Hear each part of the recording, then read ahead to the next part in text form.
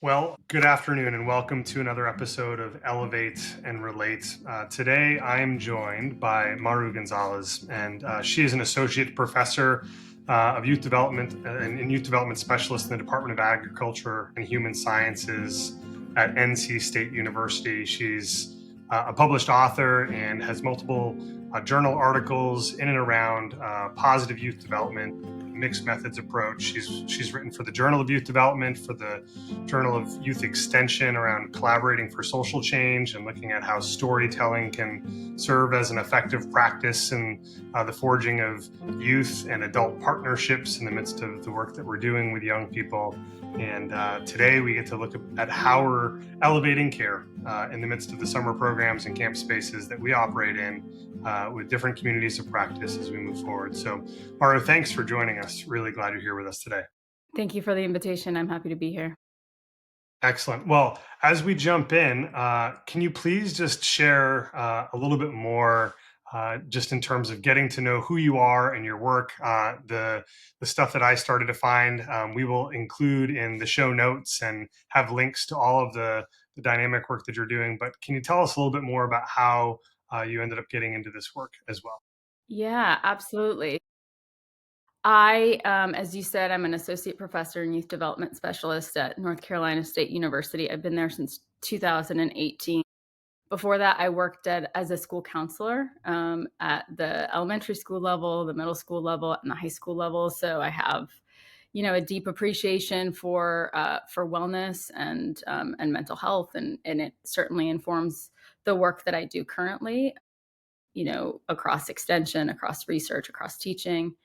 My areas of focus, both in the extension space and in research, are storytelling, social impact storytelling specifically. So, how to give young people the tools they need to tell effective and ethical stories that advance the common good.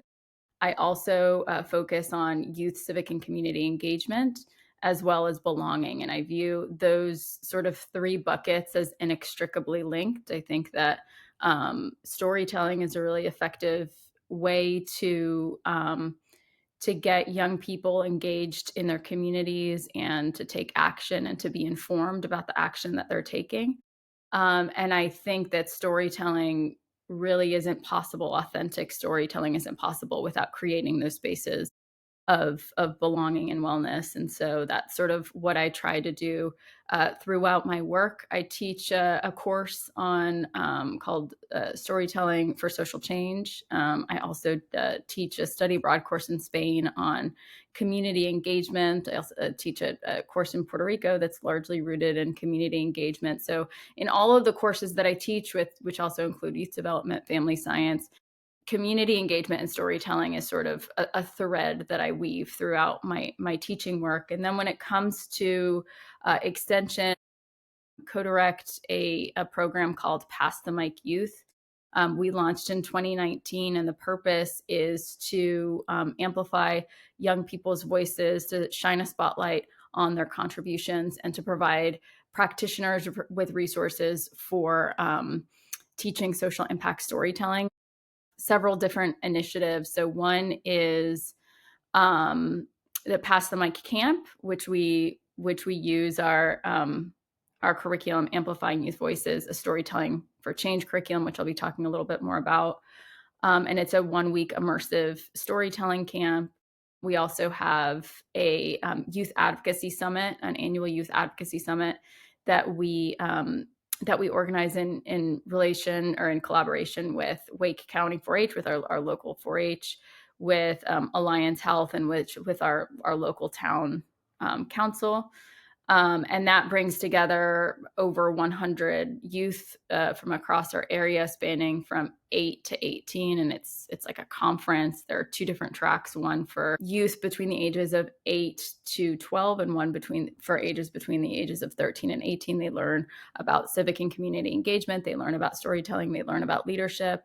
And then, separate from Pass the Mic, we also organize a TEDx youth event in the spring, attended by 150 plus people, where young people have an opportunity to develop a talk or perform And it's, they start with an idea and they work their way to a talk, which they get to showcase on the TEDx stage, which is then recorded. And it's been really neat to see the impact that those sorts of experiences have on young people. And then finally, I also recently co-authored a book called Teaching Storytelling in Classrooms and Communities. Thank you. And I'm in the process of writing another book called The Community Engaged Classroom. So again, sort of these overarching themes really inform my work in a lot of ways. Like I said, whether in the classroom, whether out in the field working with young people on the ground, or whether through research. Well, as a practitioner and a lifelong learner, I think there's going to be multiple paths that we can go with the respective threads that we're weaving together in the Right. conversation today. And Maru, it sounds like there's definitely a lot of practical pieces that we're going to look to get to.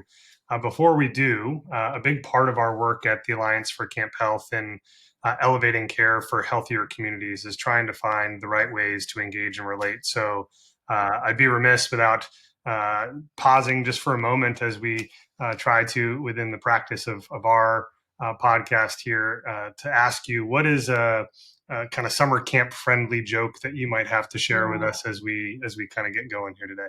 Yeah, so admittedly, I don't have a lot of camp jokes in my repertoire, but I will share one sort of in the spirit of kindness Mm. that I've felt so far. And it is, you might have to practice like a fake laugh for this because it's really it's really not that good. But it is, how do you know a campsite is friendly? Oh, I'm not sure how. It gives you a warm welcome because of the campfire. As a dad, that is a joke that can resonate with me, and the laugh is genuine. So I appreciate Yeah. I Okay. appreciate that. Good. Good. I I appreciate appreciate that. it. It's good. In another effort, just to kind of relate, I'm curious as to where and how some type of immersive experience for you, or some type of summer program. How did you become interested in family studies and storytelling and inspiring social change from your seat as a professor of youth development? Yeah, I mean, I don't think that I can sort of land on one moment or one specific experience. I think it's been a collection of experiences throughout my life, both personally and professionally. And so, as a kid, I do remember very much sort of the sting of not feeling listened to, feeling like my perspective was pushed aside, right? Like we've all heard that refrain, young people should be seen and not heard. And I definitely felt that, and I remember when I was a kid wanting to, like, be different, right? Like, wanting to be an adult that actually listened to young people. And I can give you one specific experience just sort of from my when I was a young person, when I was in high school, that kind of, I think, really has continued to shape the work that I do. And, I was, I think, maybe either a sophomore or a junior in high school, and I, um, felt really strongly about my school's dress code. And so, I went up to the principal's office on numerous occasions and would write letters and everything. Um, and the last time I went, my dad came with me, and the principal was just sort of there, I think, to just shut it down and say, "Hey, look, like we're not going to talk about this anymore." And so he looked at me, and I could tell he was frustrated, and he just said, "Look, I appreciate that you're a fighter and that you fight for what you believe in, but I tell my kids that when they're going down the road of life and they see a bump in the middle of the road, they better just learn to ignore the bump and keep moving forward." And my dad, which I didn't expect him to do this, but he interjected and he said, "You know what? I tell my kids a different story. I tell my kids that when they're going down the road of life and they see a bump in the middle of the road, they better get the hell out of the car and smooth out the bump so the people behind them will have an easier road to follow." And I that uh, story to me is important for a number of reasons. I think um, one of the reasons stories are so powerful is because they help to shed a light on the bumps in the road. um, and provide a microphone for those bumps so that helps to create awareness. But I also think it sort of told a broader story of how easy it is to tell young people to just ignore things, or to just ignore the young people speaking in the first place and say, hey, just look the other way, keep going, pretend it doesn't exist. And um, how it's important for adults like my dad to say, hey, no, we need to be teaching young people a different kind of lesson, right? We need to be teaching them that um, not only should they smooth out the bumps, but we should give them the tools to do it. And we should stand side by side, shoulder to shoulder with them, and help them smooth out these bumps so that, all of us have an easier road to travel. And so that's a piece of it, sort of personally. And then from a professional standpoint, I mentioned before that I was a school counselor, and there were a number of occasions, one in particular, of a young student he came to my office. He was being bullied, based on, at that point, his perceived sexual orientation. He wasn't out publicly, only to some close friends. So he was getting like pushed up against lockers. He was being called names. And he said, look, I want to do something about this because I know that other students are going through the same thing and nothing is happening. And so we talked about starting a gender and sexuality alliance. He was a little bit hesitant because he didn't want that. He didn't want to be a target. And it was just sort of, I was following his lead based on what his needs were at the time.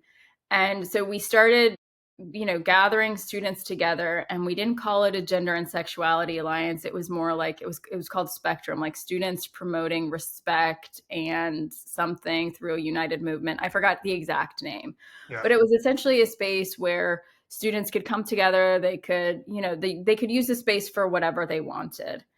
Um, Throughout time, he began to develop a sense of agency, right? He was using his voice. He was starting to develop a sense of agency. With that sense of agency came confidence.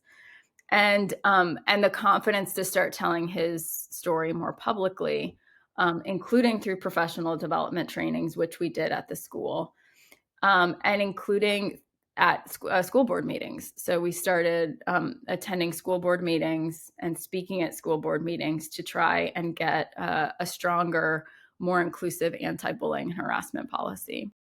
We developed a strategy. We invited more people.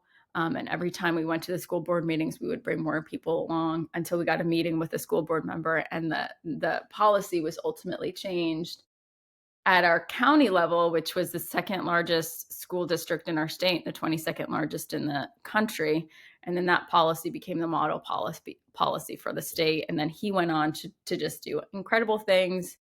He was the first openly gay president at the University of Georgia. He went on to serve on boards of nonprofits and do consulting work. And now he does really incredible work as a public servant in Washington, D.C. So I think that, to me, that's really a testament, and it's kind of what moved me to do the work that I do, a testament to the importance of positive youth-adult relationships and partnerships, and then also a testament to the value of youth voice. When young people have supportive adults in their lives, when they're given the tools to tell an effective and ethical story and convey their message effectively, their confidence is boosted. They become more informed, and ultimately they become more engaged. And we know from research, and I know from my own personal experience, that engaged youth become engaged adults, right? But Yeah. it's not something that happens by accident. It's something that takes intentionality. It's something that takes investment, and it takes adults recognizing the promise and potential of young people and seeing them as assets rather than problems to be solved. Yeah, I feel fortunate to be in this space with you today. It's been fun to read your work and to hear that you have students that are joining you in Spain and Puerto Rico and where you are in North Carolina.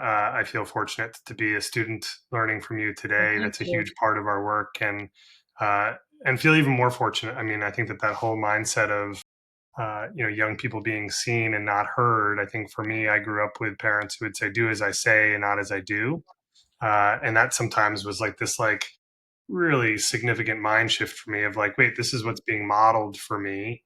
And it seems like you were fortunate to have somebody in your dad who Yeah, was both, who was able to say, "Do as I say," and I'm going to model that by actually being someone who helps to provide you the tools as somebody who's engaged with you as a young person. And so, thanks for sharing a little bit more of yeah, that story, of as course. well as your role as a school counselor. So I'm curious, as we're talking about this, there's a distinction. I mean, I've been in the youth development field for a couple decades now, and continue to try and learn because it looks a lot different today than it did, you know, 10 years ago, 5 years ago, and continuing to adapt based upon the research. And so, as somebody who really came in and understood positive youth development, you've looked at this critical positive youth development, Mhm. CYPD. Can you tell us a little bit more about what that looks like? And maybe for some listeners who are tuned in, just the basis of positive youth development, if they're not fully in tune with it as a foundation, and then how your work continues to add more to that from that critical consciousness standpoint. Right. Yeah, absolutely. So our critical positive youth development, it's a framework that I developed with three colleagues, two from NC State, one from the University of Pennsylvania, and it essentially merges the 5 C's of positive youth development with critical theory and the 5 C's model of positive youth development, which now it's still foundational. A lot of people are using the youth thriving model, but essentially, it's if young people are to be contributors in their own life contexts and sort of in communities, there are these 5 C's that they have to develop: caring, connection, competence. I always, character. Did I already say that one? Yeah, you're doing great. And I feel like did I And the miss one? connection, and the And connection. I think connection, that's the and fifth one. connection. Yeah. And if they have those 5, then they're able to get to contribution. And so sort of our argument with critical positive youth development is that, this idea is definitely right valid and it's proven and there's a space for that. But our approach is that in order for young people to get to a place of informed contribution in their communities, Mhm. they have to develop critical reflection.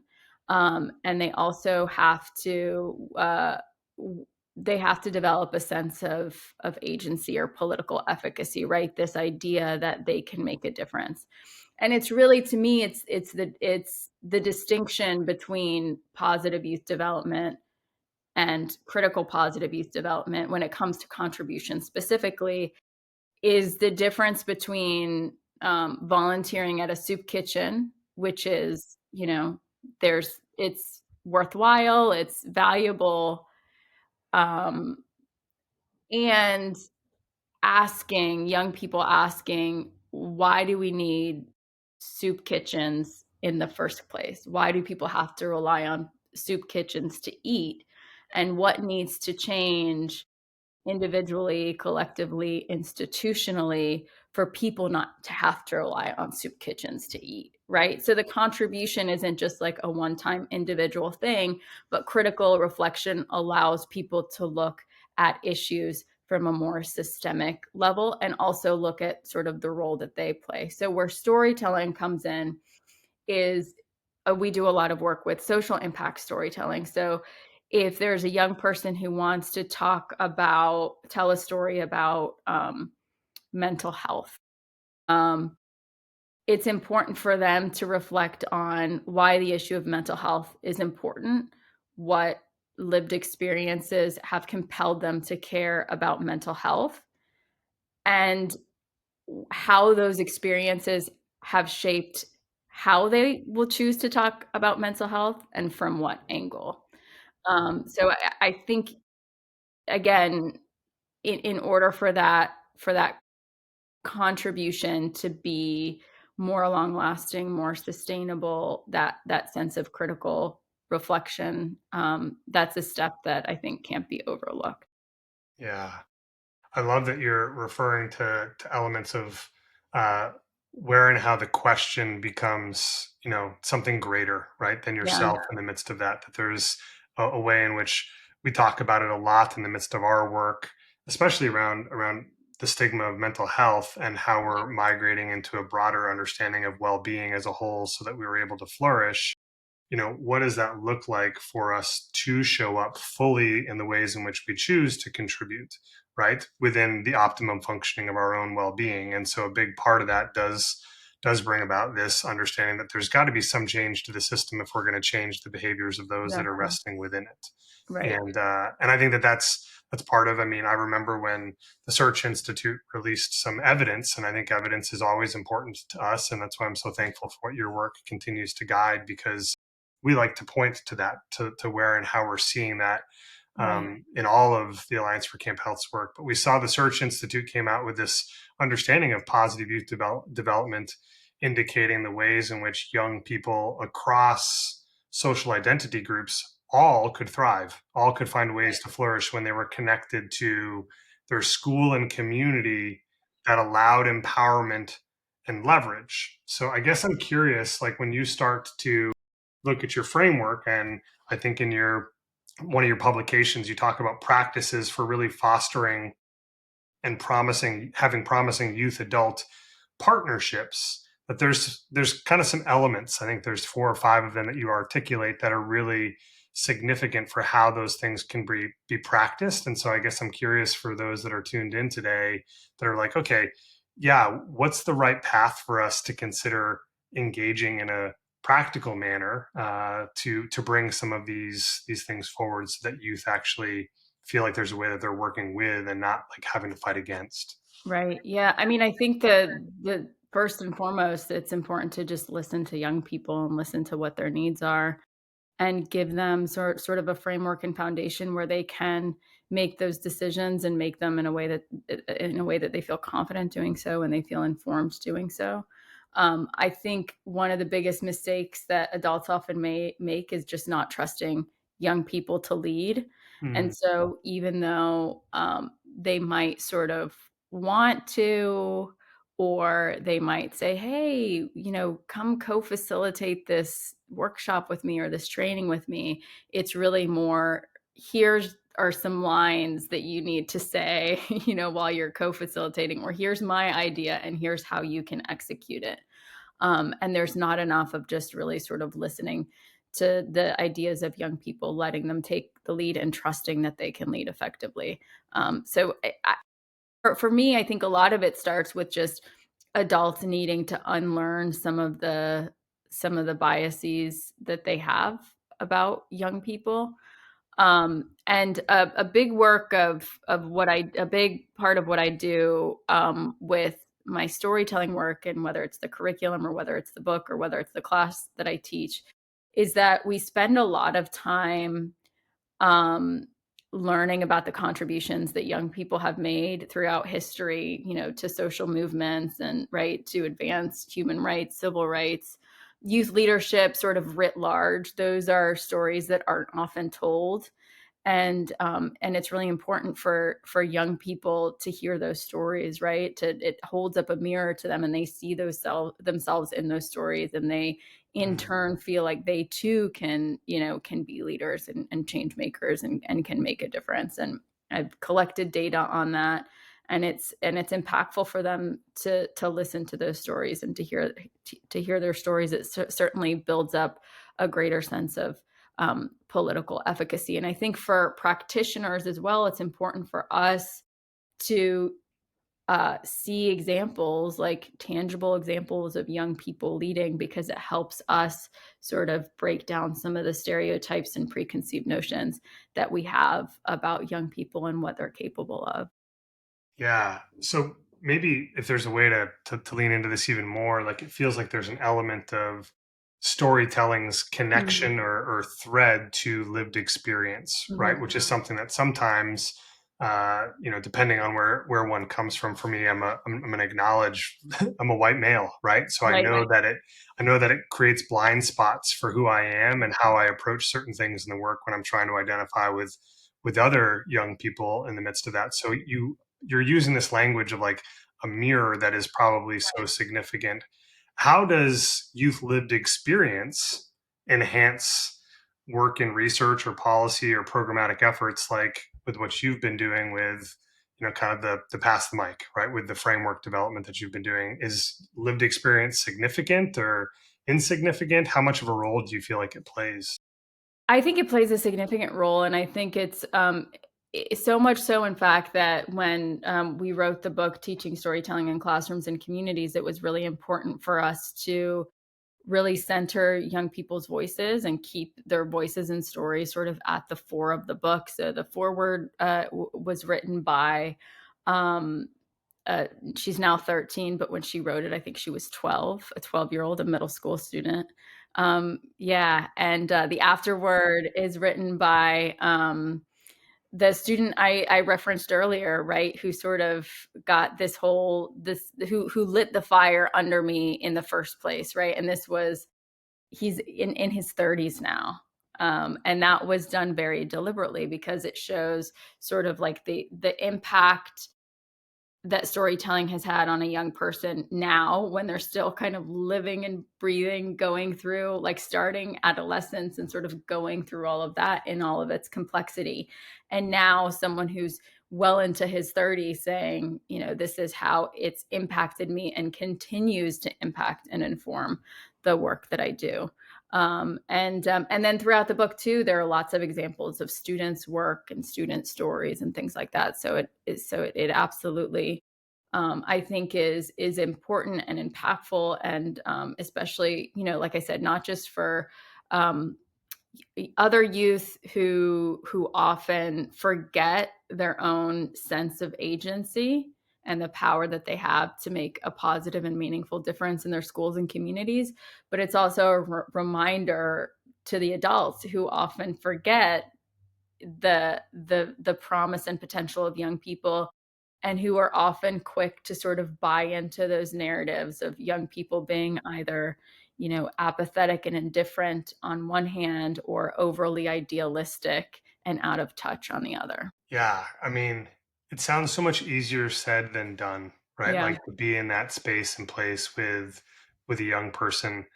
Can you tell me, right, like beyond just saying, okay, we're going to elevate youth voice. I mean, we did in a screening and intake. We believe that health information is significant within all summer programs, and we worked with an entity called Ticket Health out of Vancouver, British Columbia, and did a multi-year study to get over 2,000 young people to share what their concerns were, what maybe some of their coping mechanisms, feelings were on the entry into across the threshold into their summer program where they were immersed into it, and then the same when they were departing and leaving. And what we learned was just giving them the space helped them to feel like empathy was being offered to them, right? And so we were using this tool and wanting to give them the space to do it. Now the cost is a little bit of a challenge for us, and we've seen that just in the midst of the research. But what we did unequivocally see was that there was a way in which providing that space allowed them a bit more freedom in that to identify what it is. I'm curious though when we start to look at you mentioned even like mental health, right? Something that we've seen pretty significantly in the midst of the uniqueness of this summer program, summer camp space is you've got staff that are operating in loco parentis that are still considered young people, and they're Mhm. using certain terms or developing certain things within their own voice to say, "Gosh, I might be triggered," or "My mental health might be in question," or that they feel like they're experiencing burnout or something along those lines. And so that creates this barrier, I feel like sometimes for adults who are trying to facilitate programming with them. How would you recommend uh, helping youth develop a voice when sometimes it seems like maybe the labels they're using with the adults may seem like a crutch for them? What are ways that you would recommend for those that are tuned in to go, huh, this would be a way that I could continue to move forward with that agency that you're talking about? Yeah, I mean, I think first and foremost, it's important to really keep those lines of communication open, and to establish, a foundation of trust and rapport.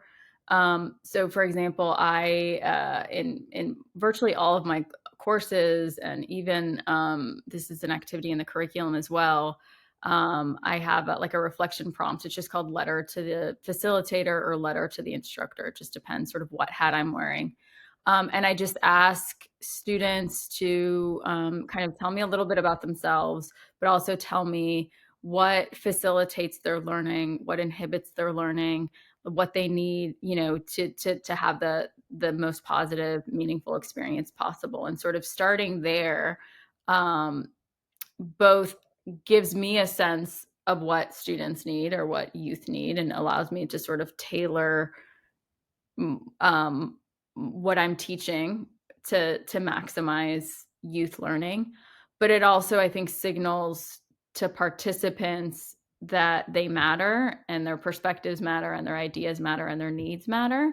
It's also like a practicing self-advocacy, which I think is incredibly important. But beyond that, one of the first chapters in the book, and we have 6 guiding principles for teaching storytelling, and the very first guiding principle is that space matters. And what Mm, I mean by that is, really being intentional about creating a space of trust, of community, of connection, of reflection is fundamental, and it's something that I know people talk a lot about, like creating safe spaces, but it's something that can't just be glossed over or sort of rushed through in one, quick exercise. It's something that has to be really intentional, not just at the beginning of a program or a class, or a semester, but something that needs to be revisited and sustained throughout with intentionality, because we can't storytelling is something that can be vulnerable, can be, especially if they're talking about personal experiences, can be complex, can even be painful.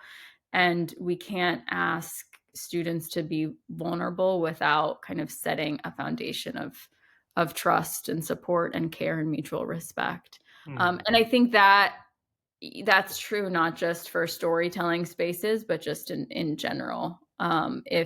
If trust is there, if a sense of community is there, that whenever things do come up, and whenever things get difficult, um, then youth know that they have a space of trust and people that they can come to and confide in without fear of judgment.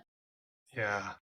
I love that piece of being able to have the lines of communication open without the fear and judgment. I don't feel like there's ever been a time for me in any type of direct service programming that I'm doing where, when given the space for young people, that they don't take it, Mhm. that they don't Yeah, fill it with something that's going to offer value, right, that they don't fill it with something that's going to provide perspective right. or give me something to learn. Now that comes back to, I think I've got to figure out what's my posture. Am I willing to receive what they're sharing back? We have a program called Campwell that's a collaboration with the American Camp Association, and uh, it's been a 5-year journey. And one of the key pieces in all of the training that we're doing is establishing community agreements, and how do we hold space for everybody to kind of speak into that. And it's fascinating to me, in this system that says there should be rules or codes of conduct, or you know um, different ramifications for how things are going to play out, that the rules only apply it sometimes for certain people, but we establish it for the whole entire learning cohort and community. And it's always fascinating how, like, much of a game changer it is when all of a sudden somebody's like, gosh, like, I felt like the mic was passed to me and I got to speak into what this is going to be and how it shapes it. And there's no like hierarchical structure. And really, that seems like a significant way to be able to do it. Is there some element of something like that community agreement that's within your Pass the Mic youth multimedia program. Can you share a little bit more, shed some light on that program for us specifically in your work there? Yeah, in terms of building a sense of trust and building community. Yeah, I mean, we definitely do the community agreements as well. One component that is a through line kind of throughout the curriculum is active listening and really practicing active listening, especially because again, like if somebody is sharing a story, right? That's a gift, right? That's a gift that they're giving the listeners. And it's really important to kind of just view that and treat that as sacred, right? And so when you listen, it means not just listen passively, not listen while you're scrolling through your news feed, but really sort of engaged and present and in the moment. And that's just a sort of it's a sign of respect, it's a sign of support, and it's a sign of care. So that would be one example of how we practice that.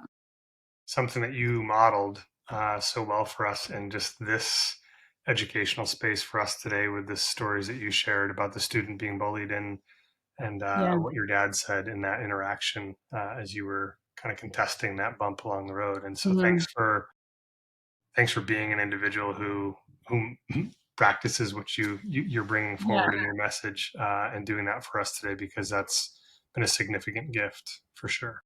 Thanks. Are there other elements if you were to say, here's one or two key takeaways that you believe would be essential as we try to? I mean, elevating care for us means that we've got to change some of the systems. We've got to change some of the paths that we've historically proceeded with in this work. And so, are there, maybe, one or two just kind of specific strategies within either past the Mike Youth or some of the publications that you're putting out within the book that you would say, hey, these are a couple of key takeaways that I would say I want to make sure before we wrap up are leaned into a bit. In terms of advancing care. Yeah. Yeah. I mean, I think a lot of the work that we do is about building connection, building reflection, building agency, which I think are very much rooted in sort of a spirit of wellness and care. I think one of the reasons that storytelling is so effective is because we all connect to stories. You know, stories resonate with all of us, even if we don't understand somebody's experience because we haven't lived it. We can all connect with these universal emotions that are just part of the human condition, right? Whether that's joy or um, triumph or grief or loss, right? Like we've all kind of experienced these things. It's part of what makes us human. And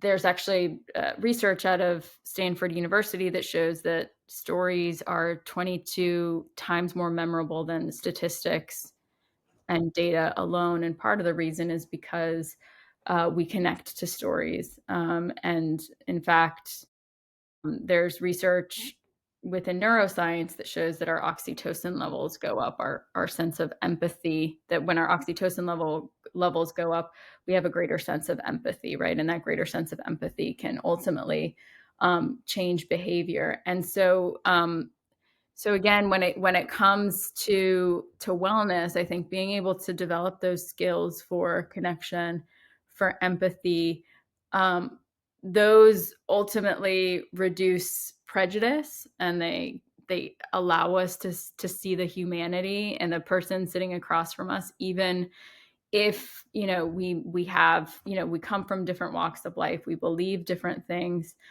we can still connect with and empathize and relate to the other person. I think that is hugely significant, especially given our current climate, given how polarizing and divisive things have become, to be able to listen to another person's story and either see ourselves in that story or sort of be transported into another person's experience to be able to gain more empathy is huge if we want to live in a world that is grounded in care and in support and in just love for one another. Hmm. Well, it's interesting. I was sitting in a spot where, as we're moving toward the close here, I'd love to know. I'm going to put this out there to you, and then going to share where I was kind of sitting is.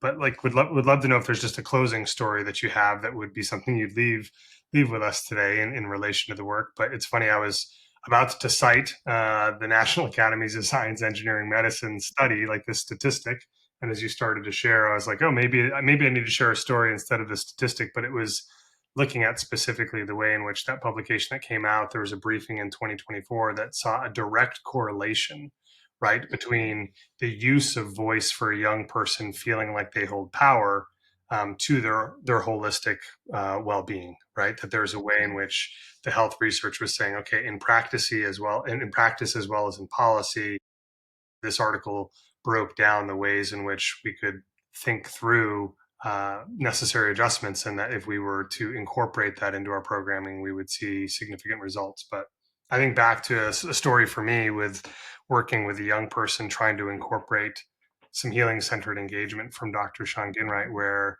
a lot of it is taking the space for them to recognize where they're holding power. And so I'm thinking about a kid who was having a flight response to a moment of friction with some other folks that he was at camp with, and there was an altercation and some things that were said, and he took flight. And I remember trying to navigate like what was the right way to engage the different type of energies that were needed. And I think that this is where, for leaders, and maybe you can speak to this in youth development, sometimes we become distant from that engagement directly with young people. And so we're Mm. starting to construct pieces and things. And it's why for me, every single summer I go back to be at, 5, 6, 7 camps at least, in the early stages of summer, because I want to be hands on. I want to be able to see what it is that they're grappling with, hear what they're saying, what questions they're asking, and seeking to learn from them. And I feel like I just remember this interaction with a young man in a program where he had had a lot of adversity in his lived experience, and I didn't know any of those pieces until all of a sudden it came out as a result of the stories that he was sharing with me, because he was given space and power to communicate it and share it. And so I'm thankful today that, Maru, your work reminds me of that story and reminds me of the importance of continuing to cultivate a life where those stories are prominent for us, because can't just be academic in the midst of the work, you Yeah, know. absolutely. Yeah, So, definitely.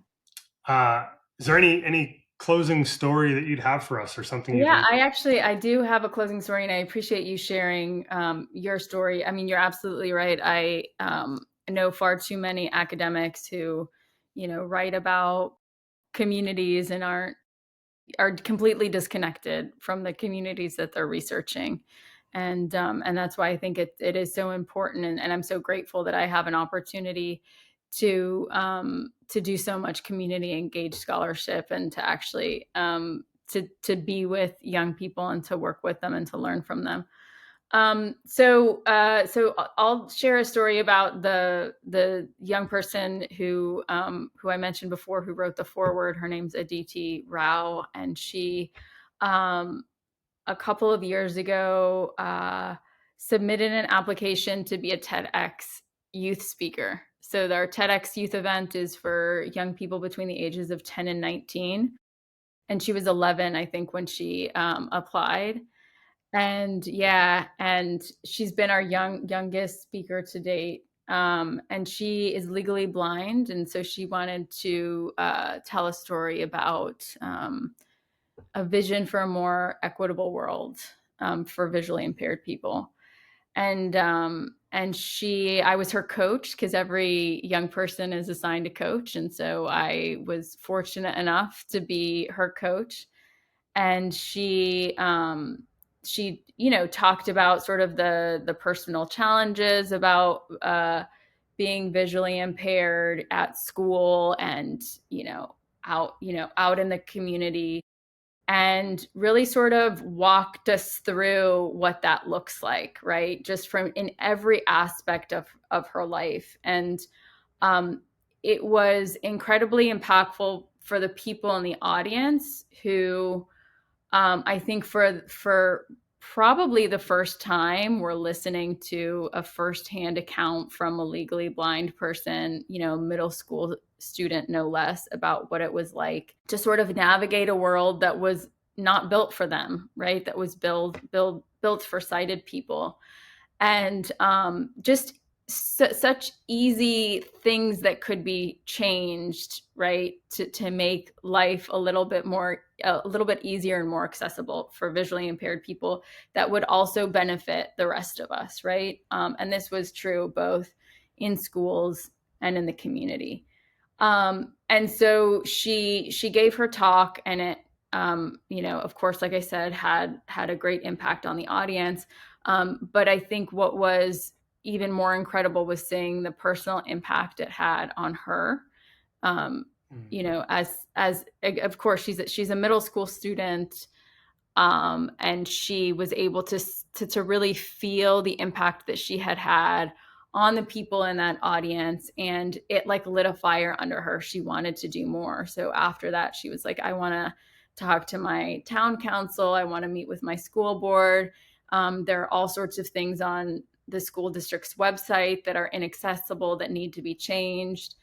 She did some professional development training for her teachers right before the start of the new school year on how to make their classrooms more accessible for visually impaired people, and even things like drop down menus, like in Moodle and things like that, that are just really, really difficult to navigate.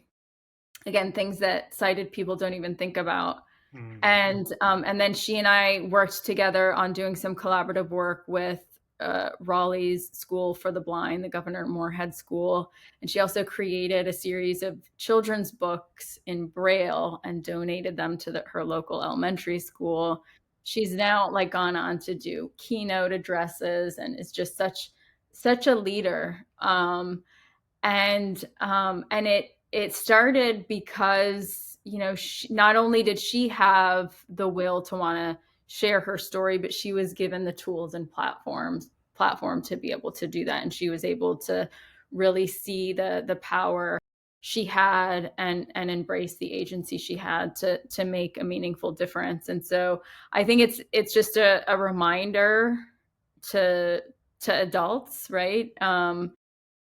The responsibility we have, to give more young people opportunities like that, and to support them and to guide them so that they can share their stories. Because when we invest in young people, we invest in communities, right? It's really as simple as that. And it also, I think, is a reminder that we shouldn't just stop at the story. Often it's, with things like TED Talks, it's like, all right, you told your story, congratulations, now everybody go home. But it's like, okay, you've told your story, you've created your awareness, now what, right? How can we continue building on your story? How can you learn how to collaborate and build coalitions, and meet with your school board members and meet with your town councils, and actually do the work of mobilizing informed and meaningful and sustainable change. Yeah, she's someone that she actually also created the cover art for the book too. So there's really nothing that she can't do. But yeah, I mean, stories like hers, and so many of the young people that I get the privilege of working with are really what drive and sustain the work that I do. Well, thanks for sharing those stories. And as you said earlier, engaged youth become engaged adults. And it sounds like that's the case for her, as you've given the confidence and the connection to work. You've developed character and giving her something to care about. It's been those 5 C's, but it's also been that critical positive thinking that you talked about. Can I make a difference? And it sounds like she is. And thank you for challenging the ways in which today for us, as we try to elevate care, right? To relate with the communities and the practices that we're proceeding with in the midst of our time. That I think that the more engaged we become as adults, I would like to say that based upon what you've taught us today, that we're probably more likely to be able to create more engaged young people. Yeah. And so thanks for the difference that you are making in your work, and we will continue to follow it, as I trust it'll be formative for the future of where we're all going. So thank you, Maru. Thank you so much. I appreciate it.